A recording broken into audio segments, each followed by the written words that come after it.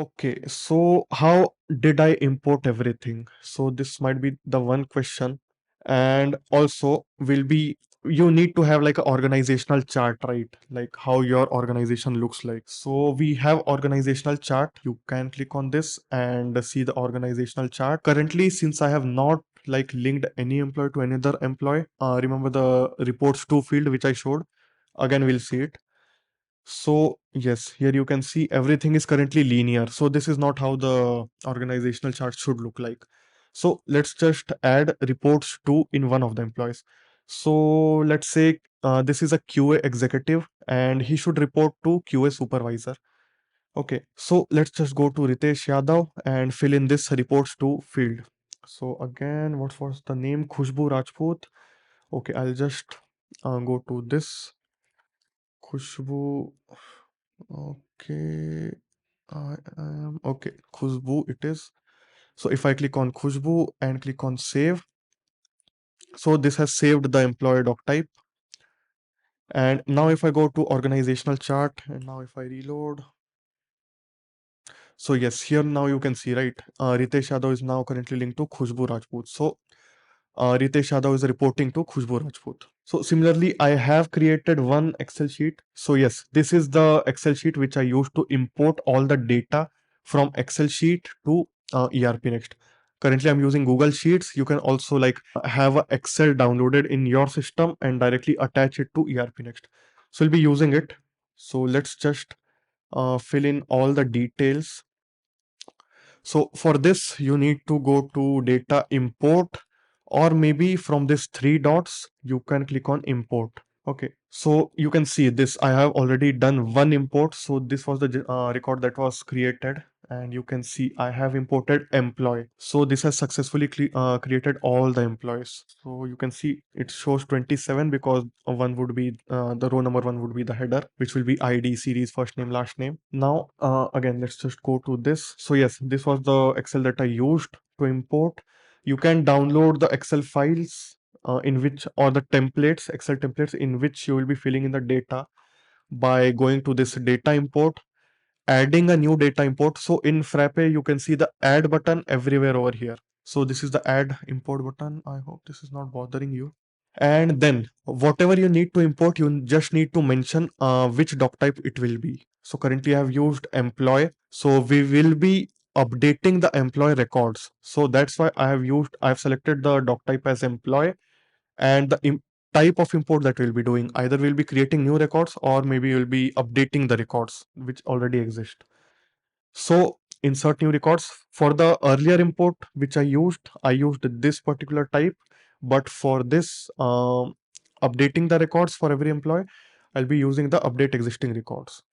And then we have some checkboxes: detect CSV type, custom delimiters, and the don't send emails. So if I uncheck this, it will send emails. So like everyone gets notified like what was imported. So we won't be bothering anyone. We'll just click on save. Now we have this option to download the template. So if I click on download the template, it will give all the fields available in the employee doc type. So if I click on this, yes. So here you can see whichever fields that you need to import. All right. So since we have already seen the employee first name, middle name, last name, everything, and the different tabs. Remember, I showed their educational qualifications, their external work history, internal work history as well. So these are the child tables which have been separated. You can like select any number of fields that you want to import, or which you will be updating in the employee master. So for now, I'll just click on ID. So ID remains the important part in updating the records because you need to have the ID of which employee that you're going to update the record for. So for that reason, you need to have ID ticked, and then whatever that you require. Let me just click on full name. Then the reports to field, which will be updating. And if I click on just these two and export, it will download an Excel. So here you can see it has downloaded a CSV. I think it has opened twice. Not an issue. Okay. So here you can see it will like export all the IDs that ERPNext has from the employee doc type and the full name and whomever they report to. All right. So currently we have one employee record which we already entered for Ritesh. We have like successfully added one supervisor that he has. And also you can like filter some of the data. You can select the file type which you want to export. Might be for downloading the template, might be Excel, might be CSV, and the type of records that you will be downloading.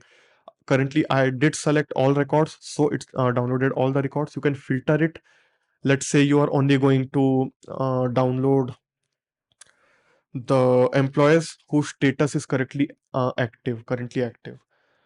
So if I click on this and then export, you can see now the number of records it shows 22. Earlier it downloaded 26. So this is how you can also filter. You can again add multiple types of filters and export the records. Okay, so I already have the data filled in for. So yes, you can see there are different sheets.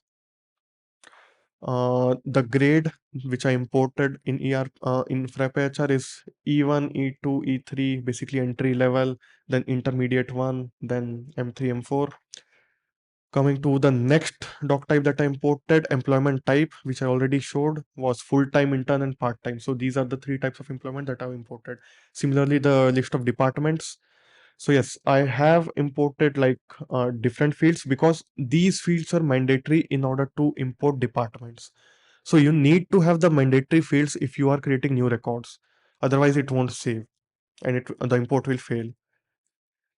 Now coming to designations again, we have designations, the different branches that I imported. So I already mentioned I only have Mumbai branch and the list of employees. So this is the list of employees that I imported. Like every detail you can see the field name. So ID, I did use ID because I wanted to generate the employee IDs directly from the import.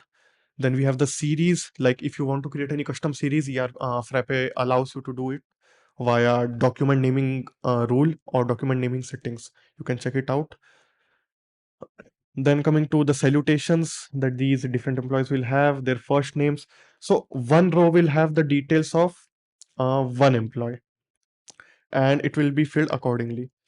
So if I scroll right, you can see like I have imported everything for each employee, what will be their employment number, designation, branch, and yes, everything which I showed for Ritesh Yadav.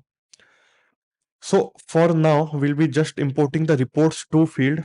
So I already mentioned that we'll be updating the records for this. So in order to do that, I have like exported the ID and I have manually added the reports to field, like which employee this employee is going to report to. So BWH004 will be reporting to BWH001 and BWH014 will be reporting to this. So this is how we'll be doing the import. Now, if I we can also import Excel sheets directly. We just need to make it public, so anyone with the link has the option to import this. Not import, but anyone has the access to this Excel sheet. So Frappe won't be requiring any permissions to directly access this file. It will directly import it. So for I'll just go to import. Yes, coming back to this. Here you can directly attach the file, upload it from your device or library, or you can add the Google Sheets link, which I already mentioned. It should be public, it should be accessible. So now if I go to this, so this is the sheet which will be referring to for import. Since we've already imported these, I'll be copying this and adding it over here. And I'll click on save. So cannot match reports to. Okay, let's just go to the employee. Sorry, employee reports to. Okay, no worries. Reports to. Again, going back to data import. Yeah. Mm, cannot match column. There is some issue. Let's just fix it. Maybe we'll just map columns. So reports to, it will map to this reports to field. So I'm just manually mapping it because it was not like accepting it. So I have done that. Now it will allow us to import. So yes, we have mapped it. And now if I click on start import, remember it will be partial success because we already have set up one employee. So maybe I'll just remove for that employee as well in order not to see any error messages. Yes, otherwise not an issue. It will just say that there were no changes that to be updated for that one record. But yes, now just proceed with this. Yeah, if I click on now, since we have like added the URL, Frappe has fetched all the details, and now if I click on start import, it will update it. So you can see it is in progress. For some reason, it's working slow again. Okay, in progress, you can see it's importing the records. Okay, so it has successfully imported everything. You can see successfully updated. Now, if I go to this employee, you can see you change the value of reports to from empty to this. So it was automatically filled and via data import. So it will give you a version log as well if you have enabled it for any doc type. And similarly, you can see like any employee. We have imported it for all the employees. And now if I go to the organizational chart, you can see everyone is, I think, working under Salim Khan. And yes, you can also see the number of connections they have. You can see 21 connections Salim Khan has. So there are currently 21 employees directly reporting to Salim Khan. There is no one reporting to Hitesh Tiwari. There are two reporting to Kavya Soni. If I click on this, you will see these two arrows, and this is how the organizational. If I click on expand all, it will like give you a whole structure, whole tree view. All right. We also have something called HR settings. So this will have some settings. I will walk you through the employee, like how the employee will be named. Is it on the basis of any default naming series, or you are going to add any employee number, or will they just simply have their full names as the employee IDs, which is not like good practice because we can have like different employees with same names. Then the standard working hours, and there are also like reminders. If the email account is set up in this instance, then we can also set up the sender who, like, from which email these reminders will be sent, like work anniversaries or like birthdays, any holidays, week. So, and this is the frequency, like how often will you be receiving these emails.